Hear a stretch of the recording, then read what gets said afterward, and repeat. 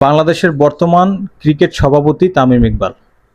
আমাদের প্রথম test centurion বুলবুল Ahmed sir ছিলেন আমাদের আগের সভাপতি। সে বিগত 6 মাস ধরে বাংলাদেশের এই বোর্ডের দায়িত্ব ছিলেন। সে আজকে চলে গেছেন এবং দায়িত্ব পেয়েছেন তামিম ইকবাল। তাই বুলবুল আহমেদ স্যার যখন চলে গেছেন তখন সে একটা কথা বলছে যে আমি এই বিগত 6 মাস ধরে এই বোর্ডের দায়িত্বে আছি, কিন্তু আমি কোনো দিনও সুস্থ মাথায় কাজ করতে পারিনি একটা অপশক্তির জন্য। সে সব সময় আমাকে ডিস্টার্ব করে গেছে। তা আমরা আসলে বুলবুল আহমেদ স্যারের বিষয়ে আমরা জানি যে তার মতো একটা লোক হয় না।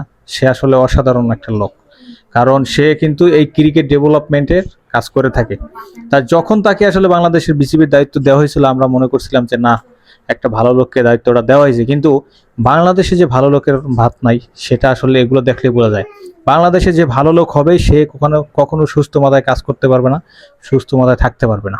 তা যাই হোক, বর্তমানে আমাদের তামিম ইকবাল সাহেবকে বিসিবির দায়িত্ব দেওয়া হয়েছে। তো এখন দেখা যাক সে আসলে কি করে, কারণ তার নিয়ে মিডিয়ার মধ্যে মানুষের অনেক কথা রয়েছে, ভালো মন্দ সব কিছুই রয়েছে।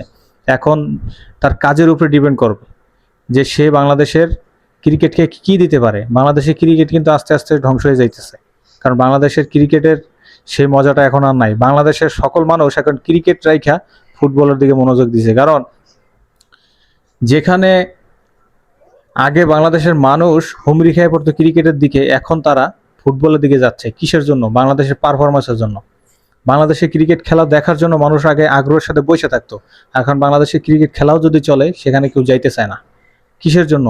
এই দুর্নীতির জন্য। দুর্নীতির জন্য বাংলাদেশ ক্রিকেটটাই নষ্ট হয়ে যাইতেছে আস্তে আস্তে। যাই হোক, আমরা চাই নতুন, এখন বর্তমানে তামিম ইকবাল আছেন, তারপরে নির্বাচন যদি হয় তারপরে কে আসবেন, কি হবে বাংলাদেশ ক্রিকেট বোর্ডের, তাই এটা আমরা দেখতে চাই। তা যাই হোক, বুলবুল স্যারের জন্য আসলে খারাপ, সে আসলে হয়তো বা সে থাকে, কারণ